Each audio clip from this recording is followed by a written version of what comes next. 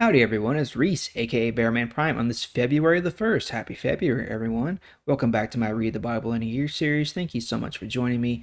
Cards in the top right hand corner for the rest of the playlist, as always, and please hit that subscribe button and notification bell so you aren't missing a thing. Alright, so yesterday we began our next book of the Bible, Exodus, and we saw things being set up for that as well.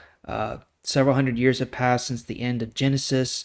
The Israelites are now enslaved by the Egyptians. All newborn baby boys are sentenced to be killed. And then we saw the birth of Moses and how Moses was saved from death by being hidden in a basket in the river and then being rescued from the river by Pharaoh's daughter, actually. So after he has, grown out of being a baby, he now lives in the household of Pharaoh under his daughter. Now we're going to pick it up there where we left off in chapter 2, starting in verse 11. Moses grew and became a man. He saw that his own people, the Hebrews, were forced to work very hard. One day he saw an Egyptian man beating a Hebrew man. Moses looked around and saw that no one was watching. So he killed the Egyptian and buried him in the sand.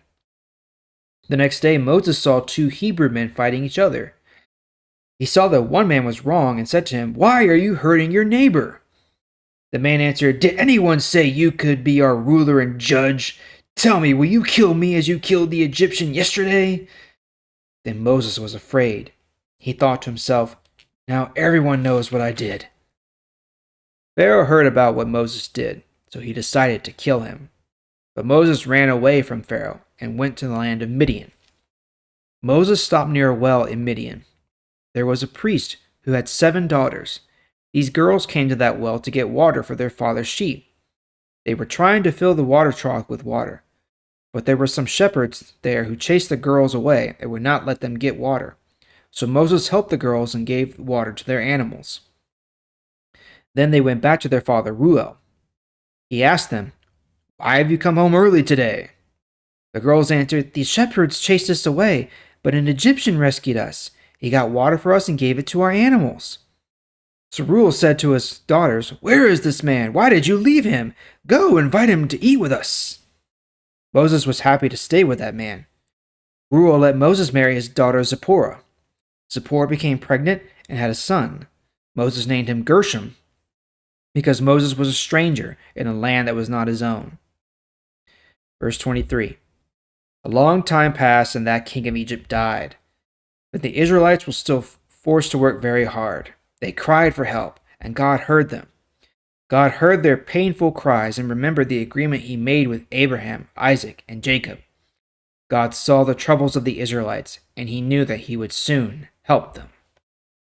All right, so here is an example, and we'll see this many times throughout the Bible, but here's an example of someone who is very important to the story, as we know, but they're not paragon of righteousness as one might believe. And this is just a proof that God uses all kinds. He uses people despite their flaws and despite their sins. Here we see right off the bat, Moses was a murderer. He killed an Egyptian. Now, granted, he was trying to save one of his fellow countrymen, but doesn't really matter. He killed someone. And then he tried to interdict himself into another argument, and they were like, "Who do you think you are? You're not the ruler over us. You're going to kill me like you killed that other guy?" So Moses fled. And then he fled to Midian, got married, started having family, and then a while has passed. So remember, human lifespan isn't like it is nowadays as it was back then. So Moses is actually fairly old at this time.